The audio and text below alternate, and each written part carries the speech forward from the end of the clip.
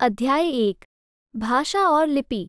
आप प्रतिदिन किसी न किसी की बात सुनते हैं और उनकी बात सुनकर अपने मन के भावों को दूसरों तक पहुंचाते भी हैं।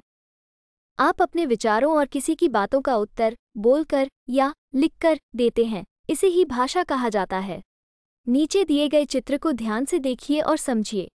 पिता ने अपने पुत्र को एक कहानी सुनाई। पुत्र ने कहानी को ध्यान से सुना और समझा। इसके बाद उन्होंने पुत्र को कहानी से मिलने वाली सीख लिखने के लिए कहा। पुत्र ने कहानी से मिलने वाली सीख को कॉपी में लिखकर अपने पिता को दिखाया। पिता ने कहानी को बोलकर सुनाया और पुत्र ने कहानी को सुनने और समझने के बाद इससे मिलने वाली सीख को लिखकर अपने पिता को दिखाया। विचारों के इसी आदान प्रदान को भाषा कहा जाता है। भाषा वह माध्यम है जिसके द्वारा हम बोलकर या लिखकर अपने मन के विचार या भाव को एक दूसरे तक पहुंचाते हैं। भाषा के रूप। भाषा के दो रूप होते हैं। भाषा, मौखिक भाषा, लिखित भाषा। 1. मौखिक भाषा। जब हम बोलकर अपने मन की बात और विचार दूसरों तक पहुंचाते हैं और सुनकर दूसरों के मन की बात और विचार को समझते हैं तो उसे मौखिक भाषा कहते हैं, जैसे अध्यापिका द्वारा बच्चों को बोलकर समझाना। 2. लिखित भाषा। जब हम लिखकर अपने मन की बात और विचार दूसरों तक पहुंचाते हैं और पढ़कर समझते हैं तो उसे लिखित भाषा कहते हैं, जैसे नरेश द्वारा डायरी लिखना। भाषा का एक अन्य रूप सांकेतिक भाषा भी होता है। जब इशारों और संकेतों द्वारा अपने विचार प्रकट किए जाते हैं तो उसे सांकेतिक भाषा कहते हैं, जैसे ट्रैफिक पुलिस द्वारा संकेतों से समझाना। भारत के राज्य और उनकी भाषाएं। भारत के विभिन्न राज्यों में रह रहे लोगों की अपनी एक अलग भाषा है।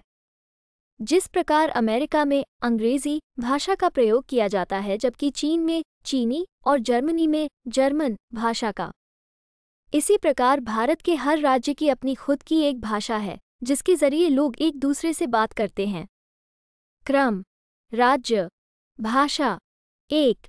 महाराष्ट्र मराठी। 2. गुजरात गुजराती। 3.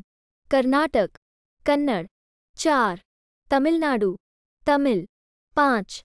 आंध्र प्रदेश तेलुगु। 6. पंजाब पंजाबी। लिपि।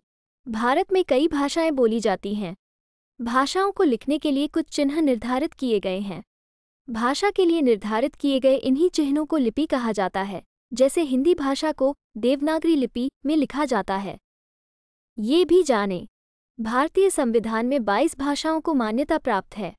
हिंदी भारत में सबसे ज्यादा बोली जाने वाली भाषा है। कुछ अन्य भाषाएं और उनकी लिपियां। क्रम। भाषा। लिपि। 1. हिंदी संस्कृत मराठी। देवनागरी। 2. पंजाबी गुरुमुखी। 3. उर्दू फारसी। 4. अंग्रेजी जर्मन फ्रेंच स्पेनिश। रोमन। विशेष। प्रतिवर्ष 14 सितंबर को हिंदी दिवस मनाया जाता है। स्मरण योग्य बातें।